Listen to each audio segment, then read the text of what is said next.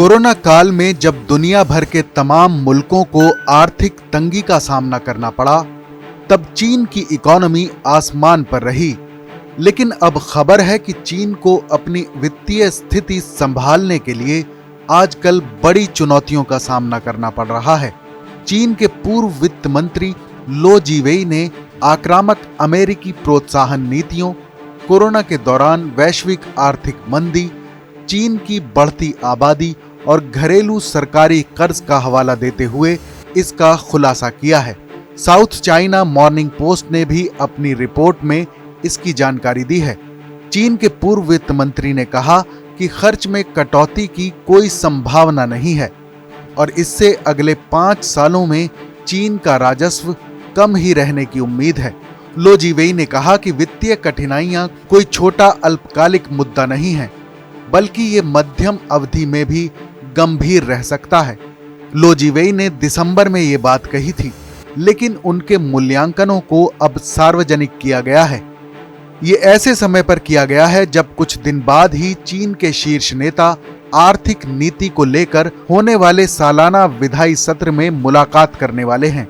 चीन की विधायिका नेशनल पीपुल्स कांग्रेस यानी एनपीसी और शीर्ष राजनीतिक सलाहकार निकाय चाइनीज पीपुल्स पॉलिटिकल कंसल्टिव कॉन्फ्रेंस यानी सीपीपीसीसी की इस हफ्ते बैठक होने जा रही है।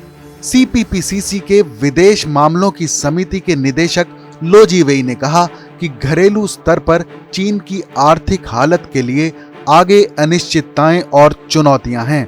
उन्होंने कहा, चीन ने साल 2009 से लगातार 11 सालों के लिए एक विस्तारवादी वित्तीय नीति का संचालन किया। इसका नतीजा ये निकला कि राजकोषीय घाटे में लगातार बढ़ोतरी हुई और कर्ज बढ़ता रहा।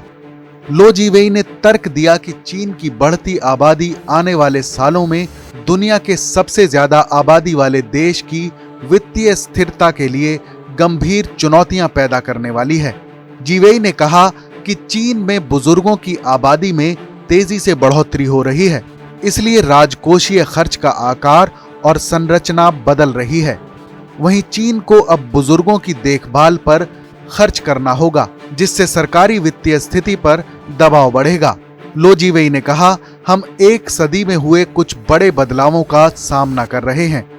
घरेलू आर्थिक और सामाजिक स्थिति में बदलाव, वैश्विक आर्थिक मंदी, सरकारी कर्ज और वैश्विक व्यापार में होने वाला टकराव, ये सभी चीजें चीन की वित्तीय स्थिति के लिए भारी अनिश्चितताएं और गंभीर चुनौतियां पैदा करेंगे।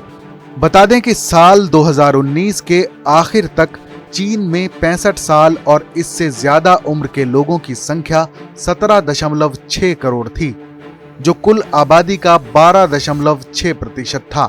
वहीं 60 साल और इससे ज्यादा उम्र के लोगों की संख्या 17.7 करोड़ थी, जो कुल आबादी का 13.3% हिस्सा है।